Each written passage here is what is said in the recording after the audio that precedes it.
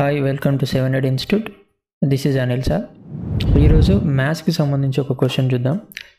So question వచ్చేసి, ఒక వృత్తం యొక్క వృత్త పరిధి 2πr అయితే అర్ధవృత్త చుట్టుకొలతకి సంబంధించి ఈ క్రింది మనలో సరైనది అన్నాడు.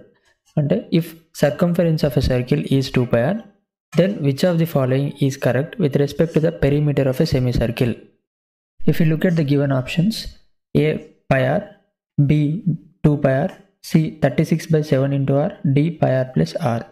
చాలా సింపుల్ క్వశ్చన్ ఇది, but when it comes to non maths background students it is somehow tricky.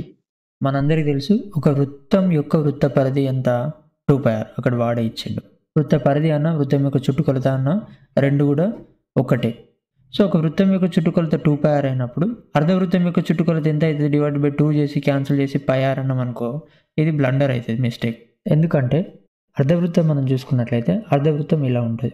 So అర్ధవృత్తంలో మనం ఇక్కడ నుంచి ఈడికి ఎంత అవుతుంది, πr, ఇక్కడ నుంచి ఈడికి πr. ఎందుకంటే ఫుల్ సర్కిల్ ఒక మొత్తం వృత్తం యొక్క వృత్త పరిధి ఎంత 2πr, వృత్తం యొక్క చుట్టుకొలత. సో దాంట్లో సగం వృత్తం యొక్క వృత్త పరిధి ఎంత πr, ప్లస్ ఇక్కడ మనకి ఇది సెంటర్ పాయింట్ చూసుకున్నట్లయితే ఇటో కార్ ఉంటుంది, ఇటో కార్.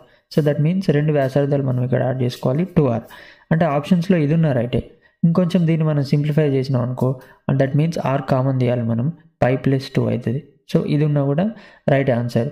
దీన్ని ఇంకొంచెం మనం సింప్లిఫై చేసినాం అనుకో, r ఆఫ్ పైని మనం ఏం రాసుకోవచ్చు, 22/7 రాయొచ్చు, +2 రాయొచ్చు.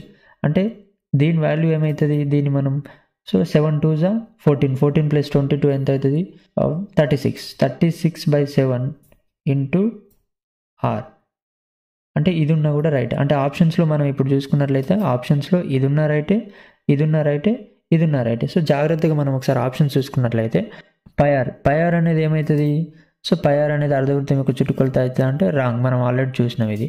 2πr అనేది ఏమవుతుంది, మొత్తం వృత్తం యొక్క వృత్త పరిధి.